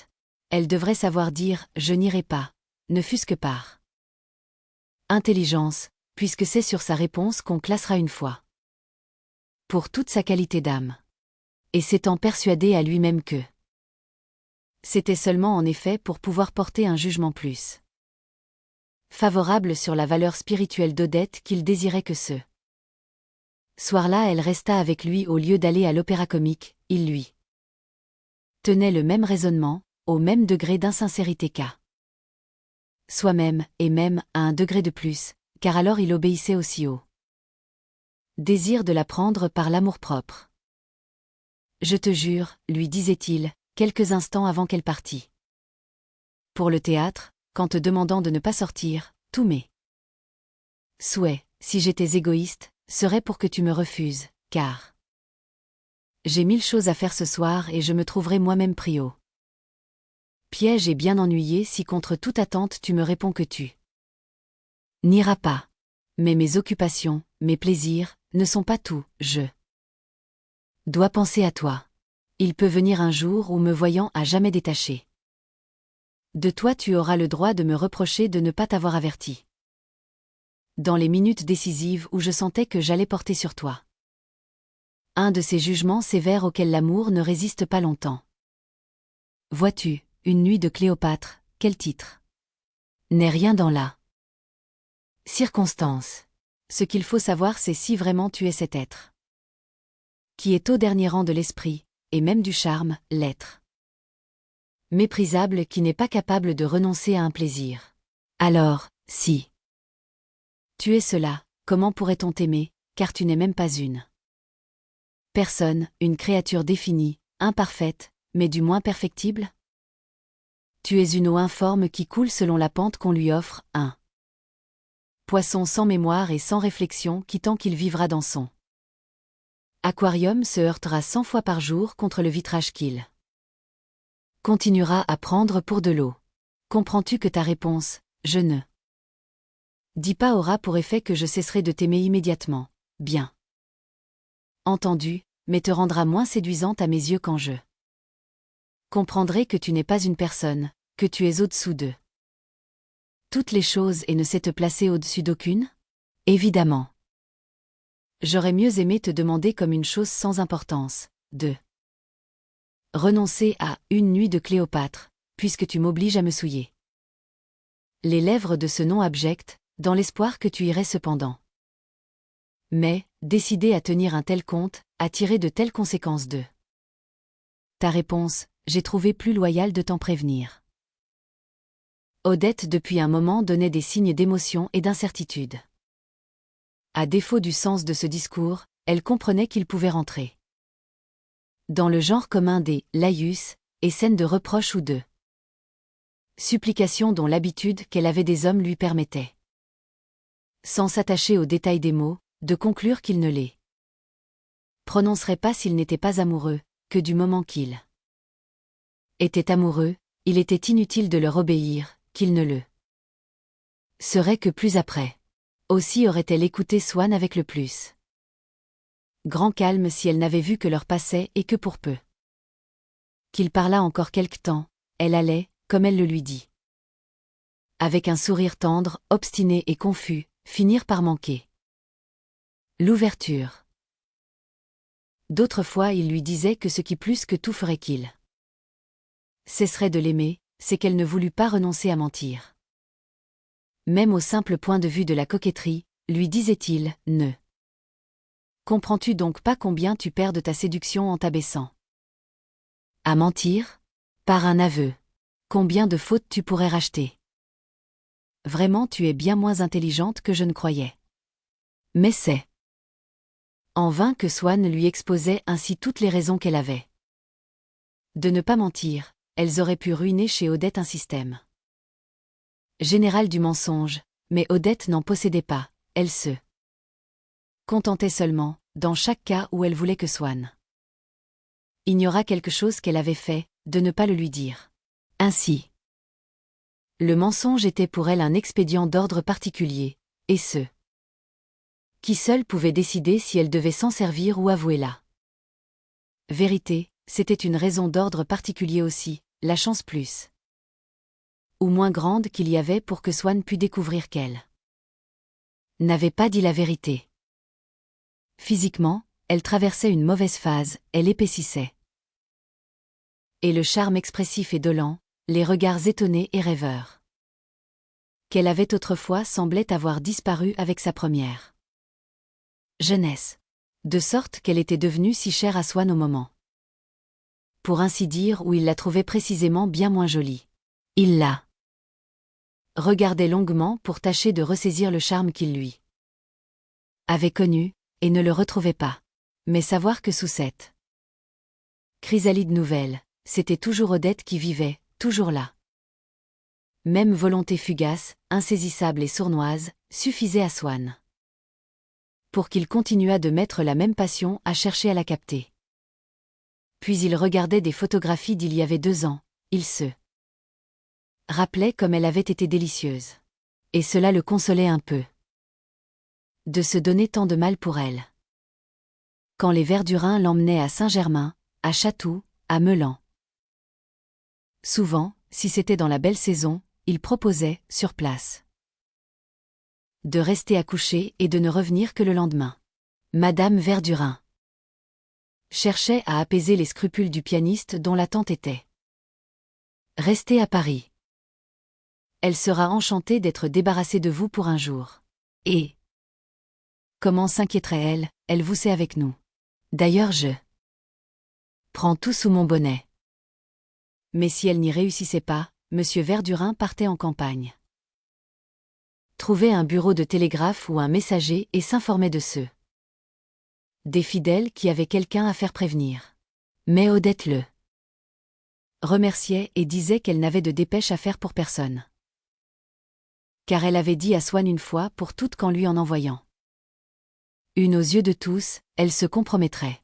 Parfois c'était pour plusieurs jours qu'elle s'absentait, les Verdurin l'emmenaient voir les tombeaux de Dreux, ou à Compiègne admirer, sur le conseil du peintre, des couchers de soleil en forêt et on poussait jusqu'au château de Pierrefonds. Penser qu'elle pourrait visiter de vrais monuments avec moi qui ai étudié l'architecture pendant 10 ans et qui suis tout le temps supplié de mener à Beauvais ou à Saint-Loudneau des gens de là plus haute valeur et ne le ferait que pour elle, et qu'à la place elle va avec les dernières des brutes s'extasier successivement devant les déjections de Louis-Philippe et devant celle de Viollet-le-Duc. Il me semble qu'il n'y a pas besoin d'être artiste pour cela et que, même sans flair particulièrement fin, on ne choisit pas d'aller villégiaturer dans des latrines pour être plus à portée de respirer des excréments.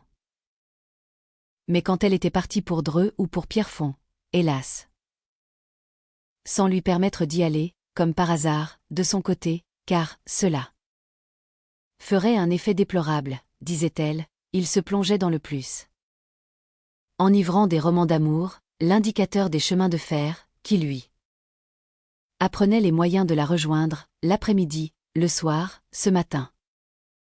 Même le moyen, presque davantage, l'autorisation. Car enfin, l'indicateur et les trains eux-mêmes n'étaient pas faits pour des chiens. Si on faisait savoir au public, par voie d'imprimé, qu'à 8 heures du matin partait un train qui arrivait à Pierrefonds à 10 heures, c'est donc qu'aller à Pierrefonds était un acte licite, pour lequel la permission d'Odette était superflue, et c'était aussi un acte qui pouvait avoir un tout autre motif que le désir de rencontrer Odette, puisque des gens qui ne la connaissaient pas l'accomplissaient chaque jour, en assez grand nombre pour que cela valût la peine de faire chauffer des locomotives. En somme, elle ne pouvait tout de même pas l'empêcher d'aller à Pierrefonds s'il en avait envie. Or, justement, il sentait qu'il en avait envie, et que s'il n'avait pas connu Odette, certainement il y serait allé. Il y avait longtemps qu'il voulait se faire une idée plus précise des travaux de restauration de Viollet-le-Duc. Et par le temps qu'il faisait, il éprouvait l'impérieux désir d'une promenade dans la forêt de Compiègne.